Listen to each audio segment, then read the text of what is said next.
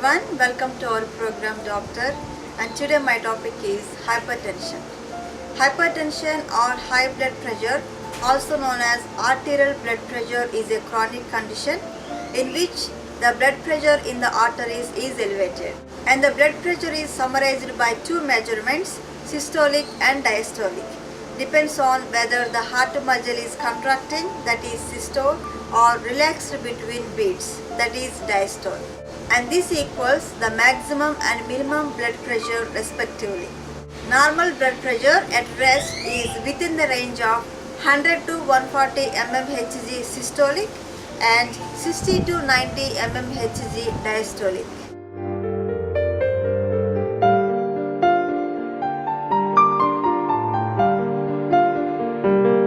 High blood pressure is said to be present if the blood pressure is at or above 140 by 90 mmHg. If hypertension is not treated properly, it puts strain on the heart, which leads to hypertensive heart disease or coronary artery disease. And hypertension is also a major risk factor for stroke and aneurysms of the arteries, that is aortic aneurysm, peripheral artery diseases, and also chronic renal diseases.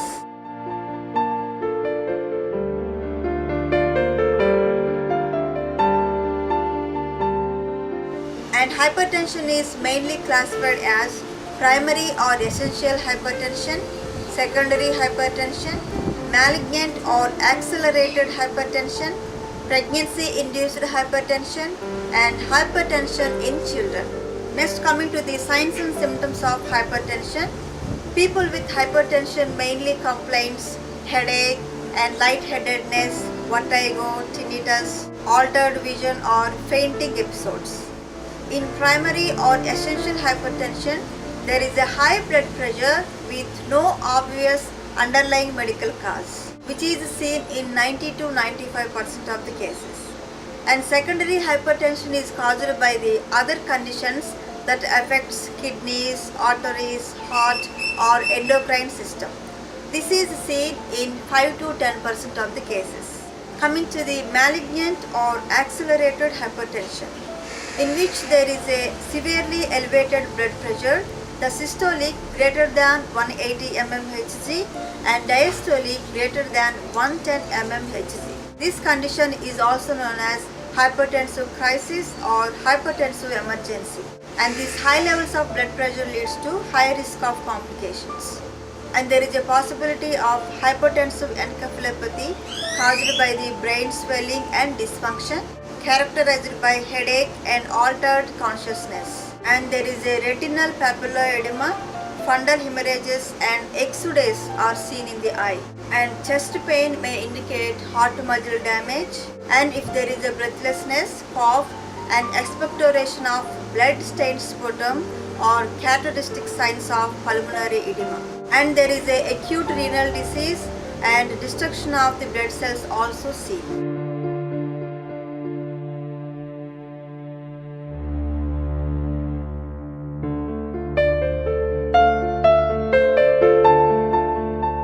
Next, coming to the pregnancy-induced hypertension. In 8 to 10% of the pregnancies, this condition may occur. If there is a two blood pressure measurements 6 hours apart of greater than 140 by 90 mmHg is considered as diagnosis of hypertension in pregnancy. Most women with hypertension in pregnancy have pre-existing primary hypertension. But high blood pressure in pregnancy may be the first sign of preeclampsia, which is a serious condition of second half of the pregnancy and puerperium. Preeclampsia is characterized by high blood pressure and also presence of the protein in the urine.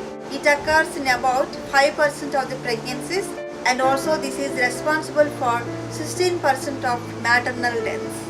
And preeclampsia also doubles the risk of perinatal mortality. The most common symptoms of preeclampsia are nausea, vomiting, epigastric pain, headache, and also visual disturbances. Preeclampsia can occasionally progress to life-threatening serious condition is called eclampsia, which is a hypertensive emergency and have several serious complications such as vision loss, cerebral edema, seizures, renal failure, pulmonary edema, and disseminated intravascular coagulation. Next, coming to the hypertension in children. In neonates and young infants, the symptoms are seizures, irritability, lack of energy, and difficulty breathing.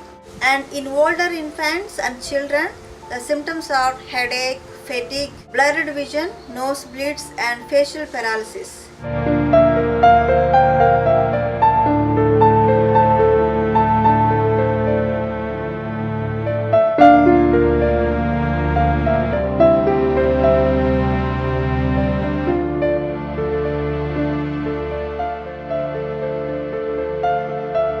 Coming to the causes of hypertension. Primary hypertension is most common form, and the lifestyle factors which can lower the blood pressure include reduced dietary salt intake, increased consumption of fruits and low-fat products, exercises, weight loss, and also reduced alcohol intake. Next, coming to the secondary hypertension. Secondary hypertension results from a identifiable cause. Renal disease is the most common cause of the secondary hypertension, and the endocrinal conditions which cause secondary hypertension are Cushing's syndrome, hyperthyroidism, hypothyroidism, hyperparathyroidism, Crohn's disease, and acromegaly. Next, coming to the other causes of secondary hypertension. These are obesity, pregnancy, coarctation of aorta, and sleep apnea, etc. Coming to the pathophysiology of hypertension.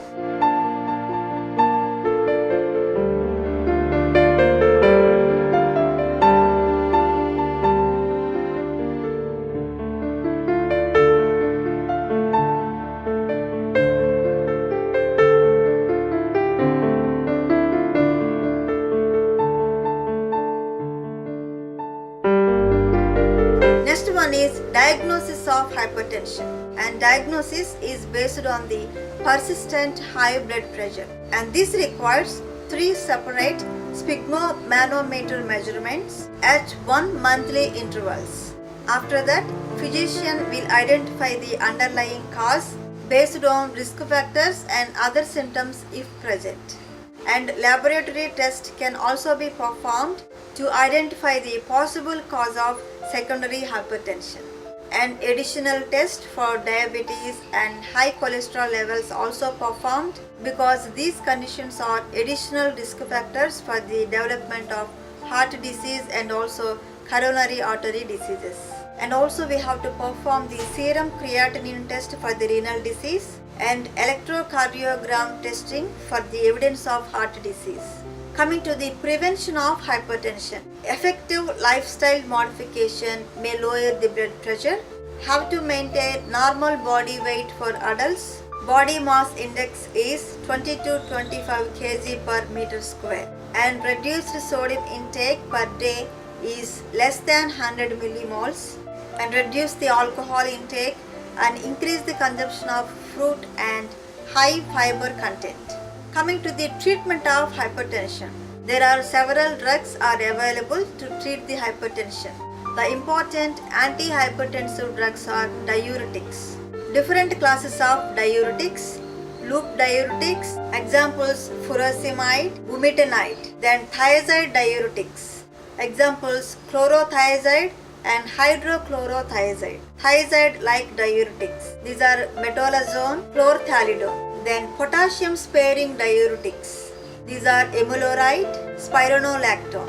Coming to the other class of antihypertensive drugs, adrenergic receptor antagonists. These are beta blockers, alpha blockers, and mixed alpha and beta blockers. Examples for the beta blockers: atenolol, metoprolol, propranolol, timolol. Examples for alpha blockers: prazosin, terazosin, and mixed alpha and beta blockers: bucindolol, labetalol. Next one is benzodiazepines. And these drugs lower the blood pressure by acting as an agonist of the GABA, that is gamma aminobutyric acid, which is a receptor in the brain, thus slowing down neurotransmission and dilating blood vessels. Next, coming to the calcium channel blockers. Examples are amlodipine, verapamil, nimodipine, and phenodipine.